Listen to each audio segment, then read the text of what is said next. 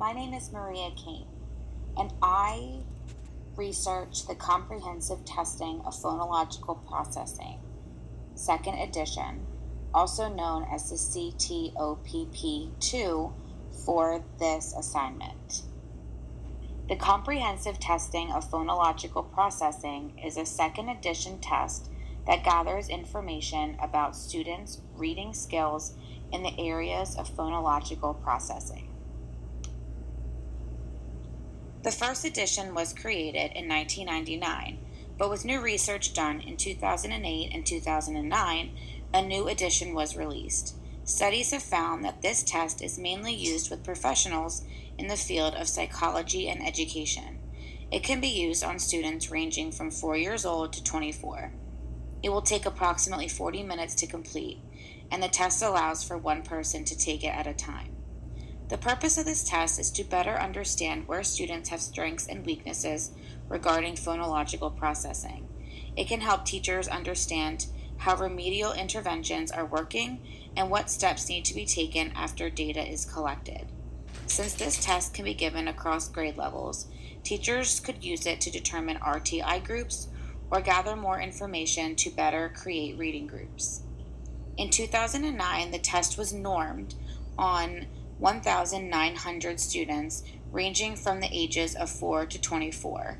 The norm testing population varied according to the Statistical Abstract of the United States.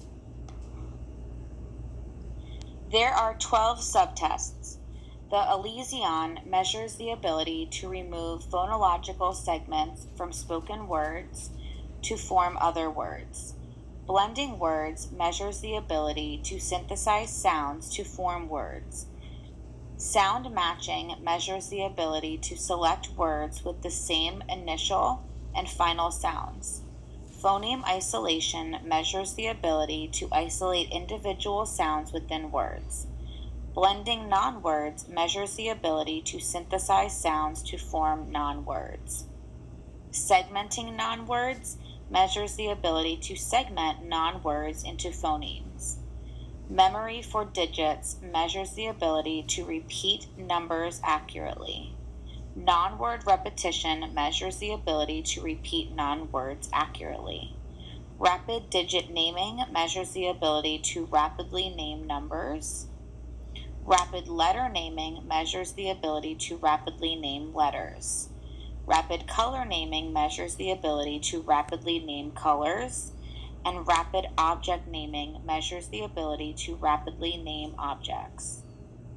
There are 5 composites. The first composite is the Phonological Awareness Composite Score, or the PACS.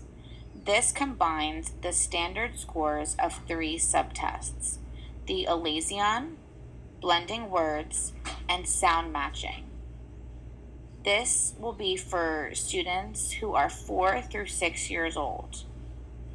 The Elysion, the blending words, and the phoneme isolation is another PACS for students who are 7 through 24 years old. This tests the student's awareness of the phonological structure of oral language. The second composite is the Phonological Memory Composite Score, also known as the PMCS.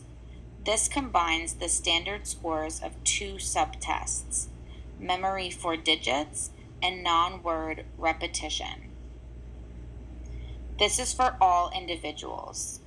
This composite measures the student's ability to hold phonological information for temporary storage to activate their working and short-term memory.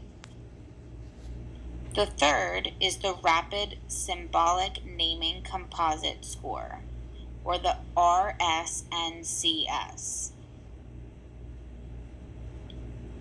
This combines the standard scores of 2 subtests: the rapid digit naming and rapid letter naming for all individuals. This composite sees how the student is able to remember phonological information from long-term or permanent memory and answer a sequence of tasks quickly and repeatedly. The fourth composite is the Rapid Non-Symbolic Naming Composite Score, or the RNNCS. This combines the standard scores of two subtests, the Rapid Color Naming and the Rapid Object Naming, and offers an alternative for young children, ages 4 through 6 years old, who are not familiar with letters or numbers. This composite measures the student's ability to include efficient retrieval of the phonological information from long-term or permanent memory and answer a sequence of tasks quickly and repeatedly using objects and colors. The fifth and final composite is the Alternative Phonological Awareness Composite Score. And this, or the APACS, and this is an alternative composite for measuring phonological awareness. This composite is available for students ranging from 7 through 24 years old. It is formed by combining the scaled scores from blending non-words and segmenting non-words. This composite uses nonsense or non-words. There are 6 different normative scores that can be given from the CTOPP: age equivalent, grade equivalent, percentile ranks, composite indexes, with an average of 100 and a standard deviation of 15, subtest scaled scores, with an average of 10 and a standard deviation of 3, and developmental scores. The CTOPP2 provides an examiner record booklet. According to the Slauson website, reliability of the CTOPP2 was measured by the subtests and composites. This was demonstrated by average internal consistency coefficients. This was presented in the subtest that exceeded 0.80 for all except non-word repetition, with an average of 0.77. The average internal consistency coefficients for the composites were all 0.85 or higher, a highly desirable level for reliability. The validity of the CTOPP2 was measured by the subtests and composites. This was demonstrated by correlations that measured directly related to the constructs. The average coefficients for the subtests range from 0.49, which is moderate, to 0.84, which is very large. I read 2 different journal articles that reviewed the tests. One journal reviewed the original CTOPP, and the second journal article reviewed the CTOPP2. The first article mentioned that the CTOPP, this was reviewed by Cheryl Lee Height in 2006. The reviewer applauded this test as a great evaluation of phonological processing skills for students that ranged ages from 5 to 24. The reviewer noticed that some subtests were more reliable than others, and testing administrators needed to be cautious when scoring for eligibility purposes. According to Dickens, Messenger, and Terrar in 2015, the CTOPP2 is a useful tool to assess students' phonological processing skills ranging from 4 to 24 years old. They mentioned 2 areas of improvement: interpreting scores for younger children, and the testing manual was not very organized. Since there seemed to be insufficient floors in the testing for younger children, scores could be more difficult to interpret. The last negative remark made by the instructors were written in the testing booklet, so the manual was not very necessary.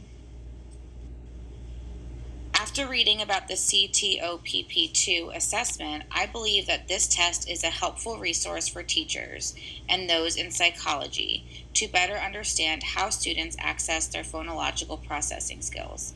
I think the 40-minute test window is accurate enough to complete in a classroom while gaining a full picture of each student's abilities and difficulties. I think the changes from the CTOPP to the CTOPP2 are enough to make the test more valid and reliable.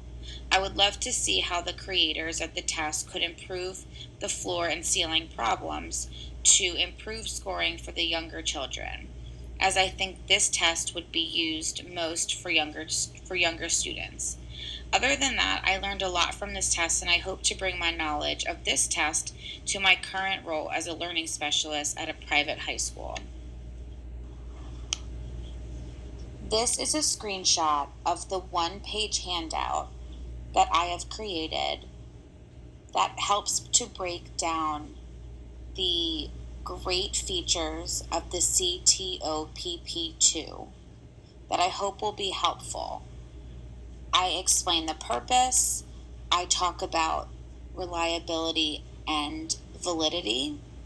I also give the subtests and composites, and I provide my own critique of the test. In the bottom left-hand corner are the references that I used that I hope will be helpful for you guys. And these are my references from this assignment.